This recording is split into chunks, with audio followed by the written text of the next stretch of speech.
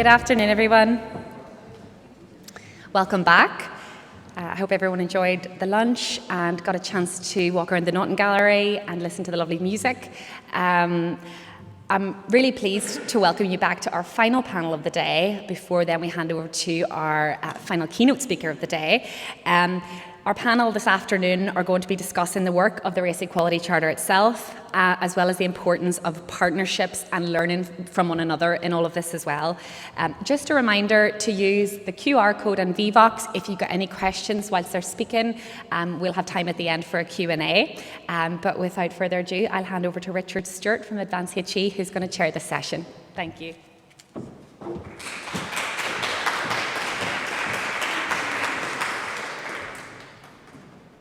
Okay, just to test this. Yes, it works. Fantastic. My name is Richard Stewart. I'm going to be chairing the panel today. I'm very lucky to be joined on the panel by Dr Michael Sulu and Professor Mary Hannon-Fletcher, who I'll introduce in turn. But I wanted to talk a little bit first about the Race Equality Charter. So, as I said, my name is Richard Stewart. I work at Advanced HE within the Equality Charters team on actually Athena Swan and the Race Equality Charter. My role's new, and it is to help institutions drive forward their race and gender equality goals. So it's beyond what the charters themselves are designed to do.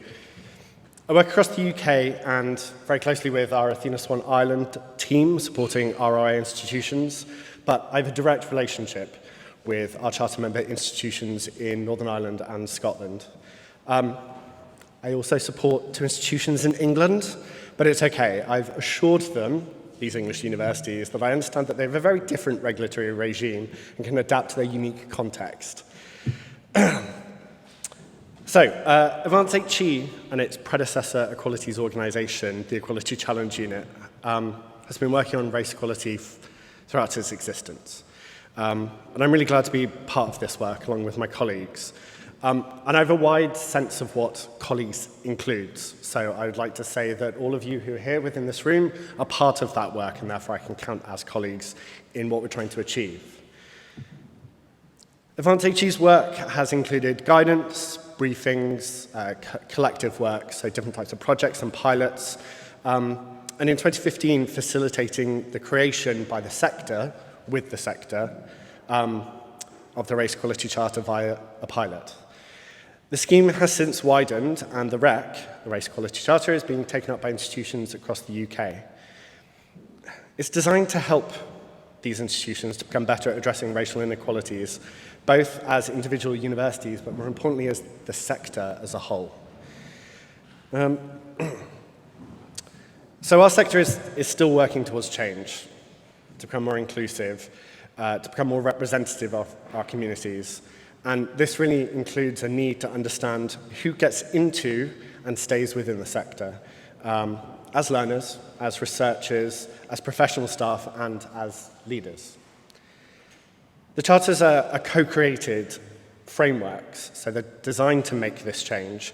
And what I mean when I say co-created, I mean by people such as yourselves within this room, getting involved and giving feedback to our pilots, sitting on the steering groups, designing change for our frameworks, and asking us to develop support and insight and evidence. So it's a collective process. But I'll talk a little bit more about what it practically involves.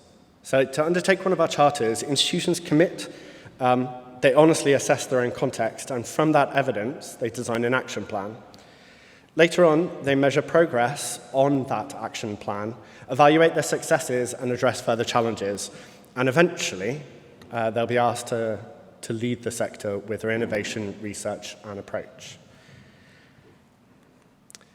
We do this, though, because we've agreed that we want to address inequalities as a sector, as individual institutions. We've agreed we want to enable us to have a diverse and stronger learning communities, and those academic communities that can embody all of the strengths of the cohort within it. That's why we do this work. So research on the racialized experience of people in tertiary education precedes the existence of the Equality Challenge Unit, and I want to note that for everybody. It roots back decades. And it's often been led by the very people with racialized experience of education themselves.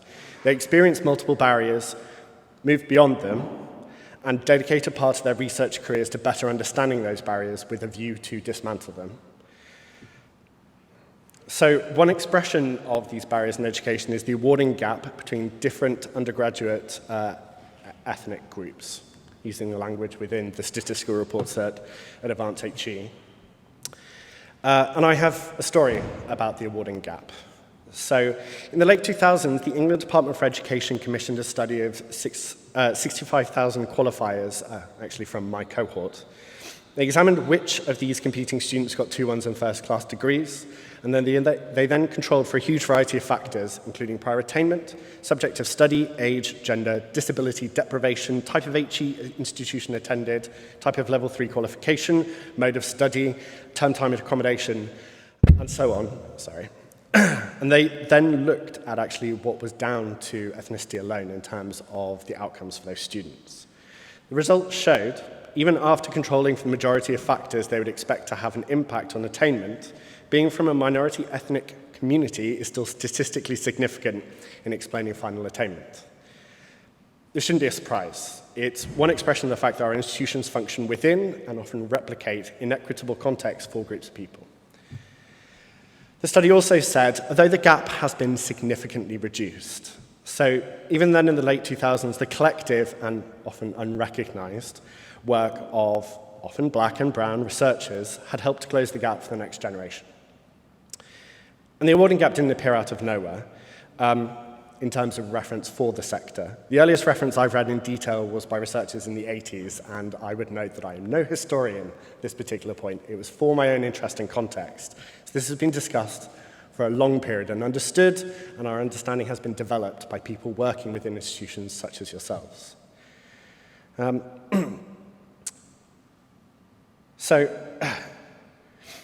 one of the responses to an understanding of an attainment gap could be for institutions to go, let's investigate this further. Rather than deflecting or moving away from addressing the issue, let's actually start to think if we can implement interventions addressing racialized experiences that these researchers say that they think is the issue with these researchers and see what change comes about.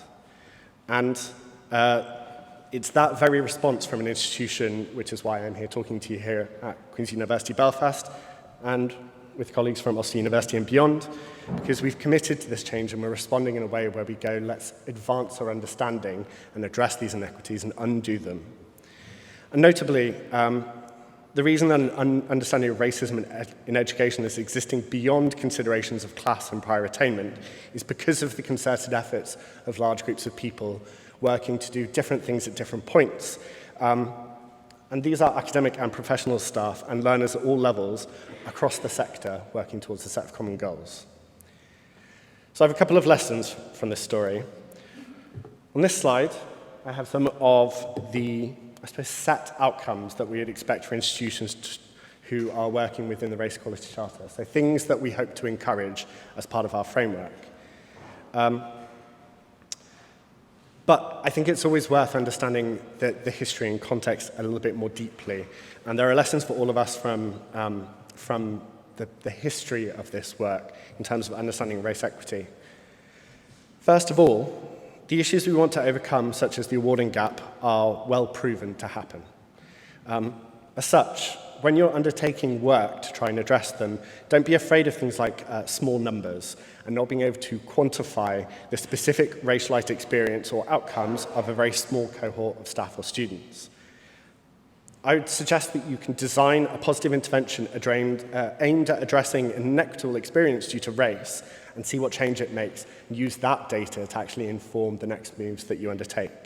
Your work and your evaluation of that work can actually contribute to the broader work to address inequalities, whether or not you're able to prove it for your very small cohort at the time. So, small data should never be a barrier. Secondly, the Race Equality Charter requires an honest examination of your context and your outcomes. Sometimes this requires an outside viewpoint. If you're working to understand a small cohort, a partnership with another facilitator of a similar small cohort, for example, another geographically similar or nearby institution can provide a richer understanding. So researchers on the awarding gap produced a strong case for change over time by smaller studies working together and in reference to one another. They built a data source, they built an evidence, and they built a case for change together in concert, working in very different institutions at very different times. So finally, innovation that enhances practice, it doesn't materialize from a vacuum. Your black and brown colleagues are often leading this work, and their real lived experience of the issues are compelling, and they provide validity to the work. But it's not solely and predominantly their responsibility to address the issue. To echo actually our first keynote speaker, a key driver in race equity will be bringing white staff and students on board to become committed to your work on improving the experience of racialized staff and students. So for this change to actually really genuinely work, it needs to be held collectively amongst all of us. So that's what I wanted to talk today a little bit and to set the scene. I'm very glad to be able to hand over then to our next speaker. That is Dr. Michael Sulu, who's a lecturer in the Department of Biomedical Engineering and at the University College London.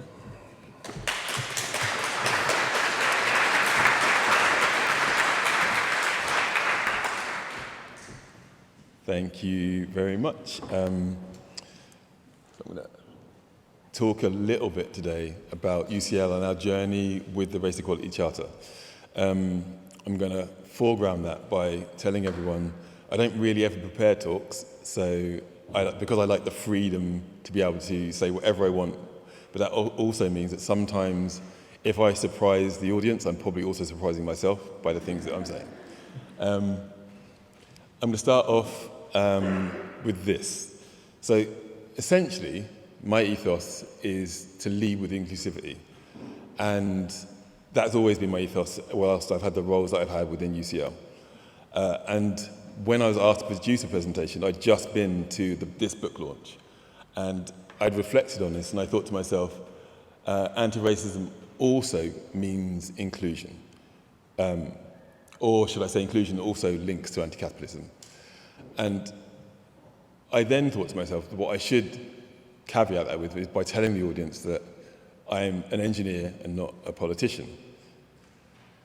Upon further reflection, I thought about why would I feel like I needed to say that. And that kind of links back to the context of this book. So I think the feeling that I had to tell you that I'm an engineer and not a politician is because there is a system within society that makes you think that you need to identify yourself by what you do, but also to exclude yourself from things that essentially aren't meant for you. So I would ask the question of everyone, why do you consider yourself both an engineer and a politician? Because I think everyone is all things, just at differing amounts at different times. And then thinking about why that structure has been put in place, it is really to exclude and do the opposite of include.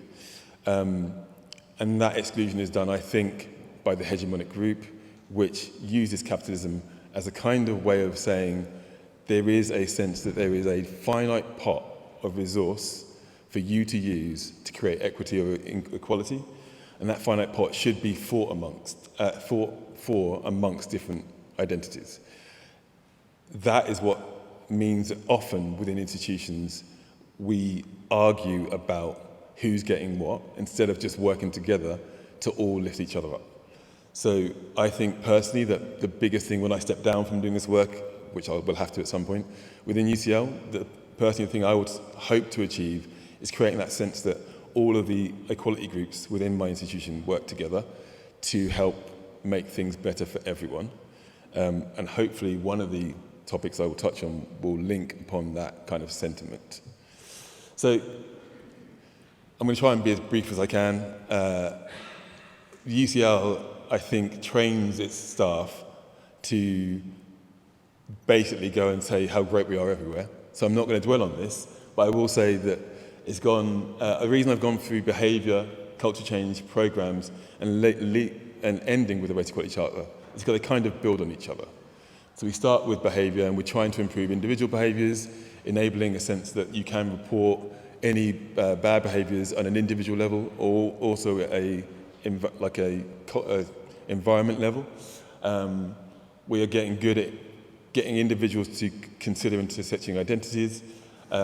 We are also trying to create that culture change by improving the reporting, by having a good sense that you can create change by improving a sense of training around the institution.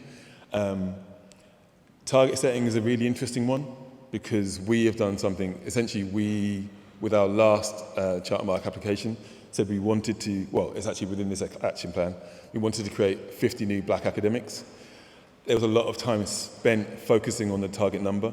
I will say that 50 number is actually a very small proportion of our overall academic staff number, so it wouldn't make any big difference, but everyone was worried about 50.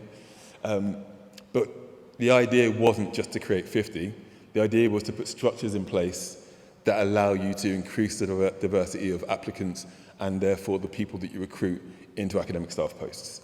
So whilst 50 was a big headline, that isn't really what we're trying to do.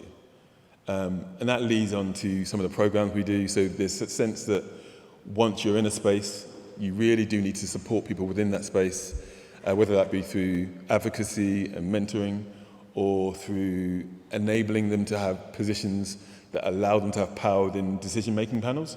So one of those is our Fair Recruitment Specialist initiative, where people of colour can go into recruitment settings and have kind of the final say on what recruitment decisions are made. And these are all the things that I think we do really well. We're very good at celebrating good stuff that we do. Very good at getting individuals to go out and talk about the good stuff we do. Letting students and staff create grassroots initiatives. But I think what's more important for today is to tell you where I think personally we don't do very well. So communication is one area. We're not very good at communicating with our staff and student body and having that two-way communication that allows for change.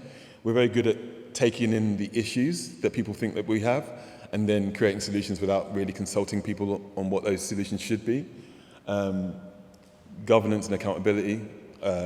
It's a shame that someone from Advanced HE is here to hear me say this, but essentially until 2 years ago, whenever we had a rec submission, about 12 months before that, we'd panic and say, what have we done? Now we've really embedded that sense that you have to check continually as we go along. We don't have that sense of honesty and transparency that links to that communication. We have way too many. We have a huge bureaucracy problem. There are too many committees, too many levels and layers within the institution. And the problem, I think, with the cash is king sentiment is that whilst we are very good at now controlling people's behaviour, if you have enough money, there's nothing we'll do about it, essentially. And the last point is around labour and institutional citizenship. We don't yet truly value, reward, identify people who do the extra work.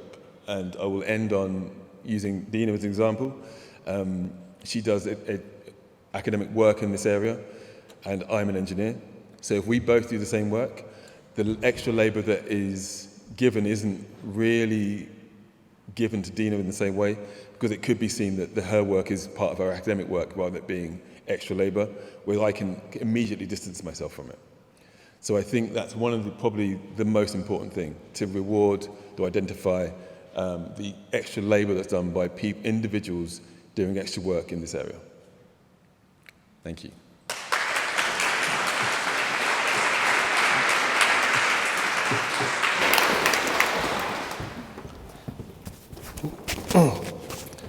And if I can introduce our final speaker, Mary, if you'd like to. Good afternoon, everybody. Hello. Mary Hannon-Fletcher from Ulster University. I've been asked to speak on partnerships as a key to success, and I don't want to sound, that I'm teaching my granny to suck eggs here, because I think we all know that partnerships are a key to success.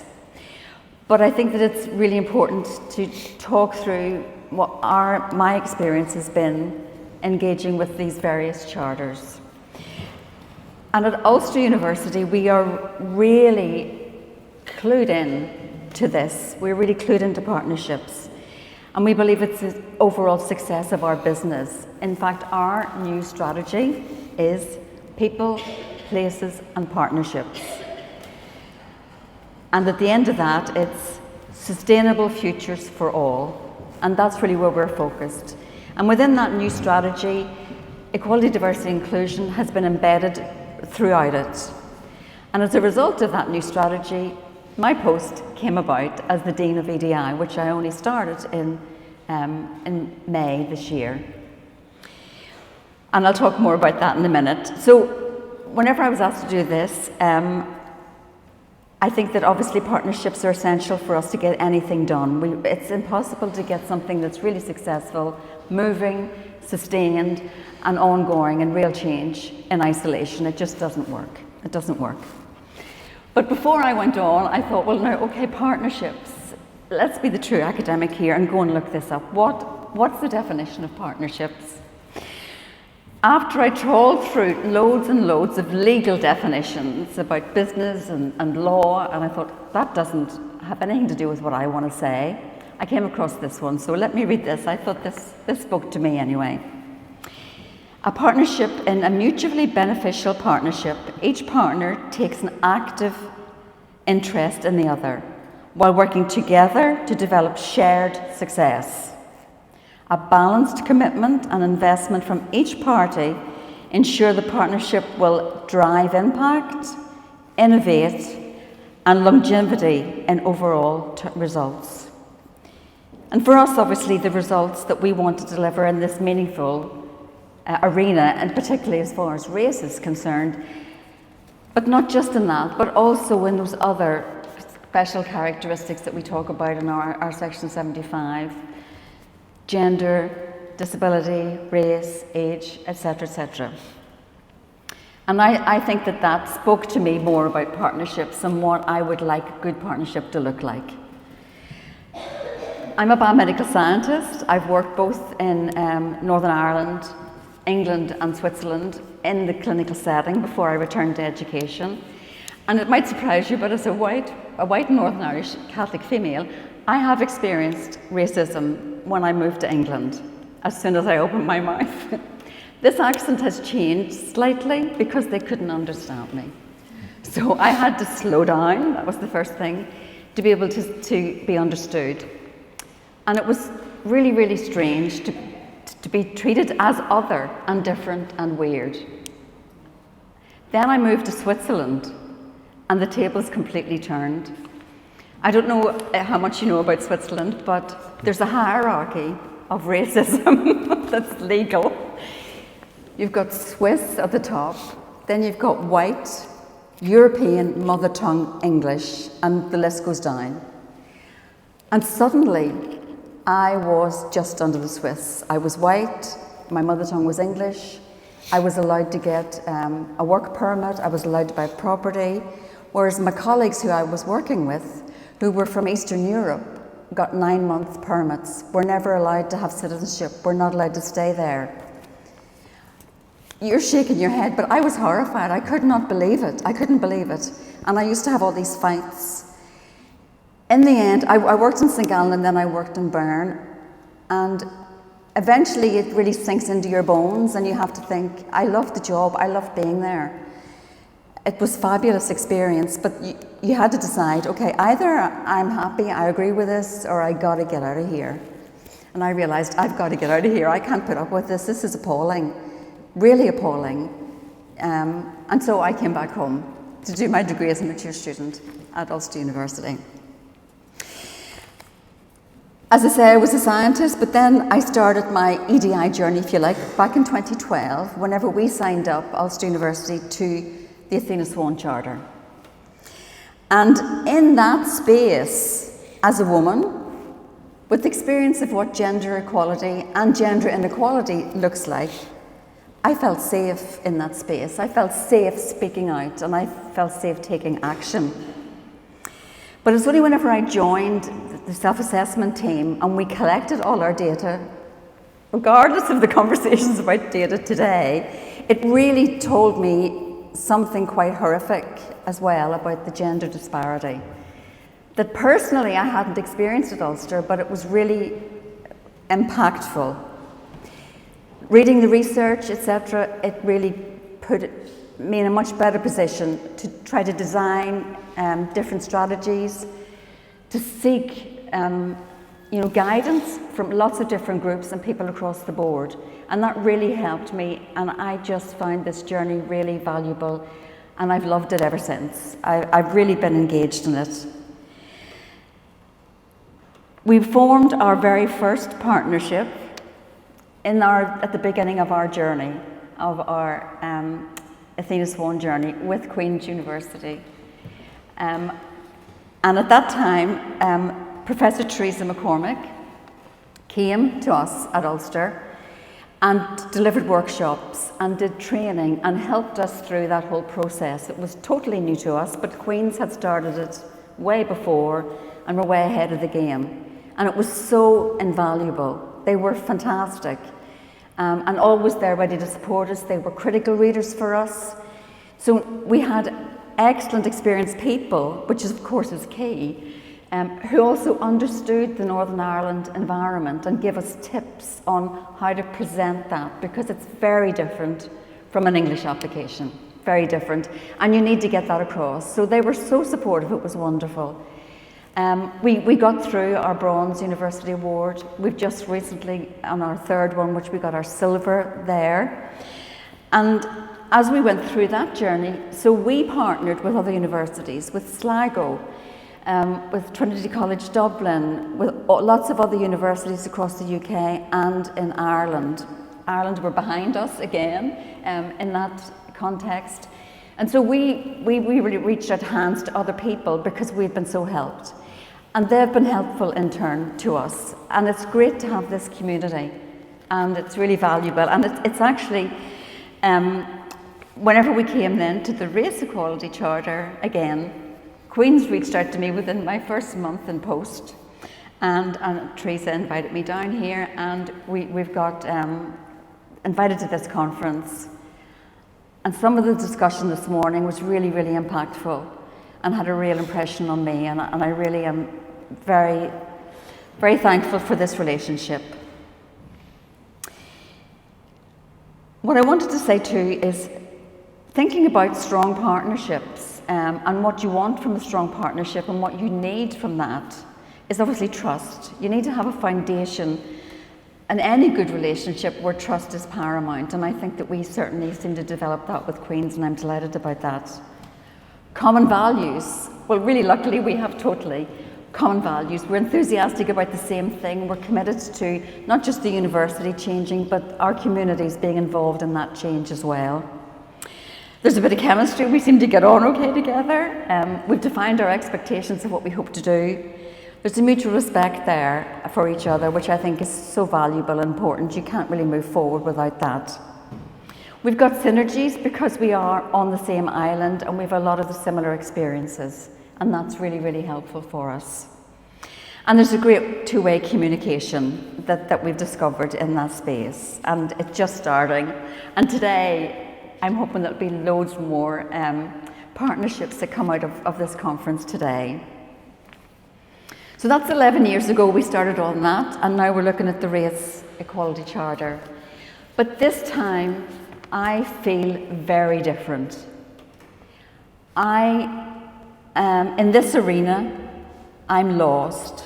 And excuse the next sentence, but I don't know how to say this even better than this, but in the Race Equality Charter, I don't even know what I don't know. And therefore, partnerships are even more important for me in this area. I can't go forward without it.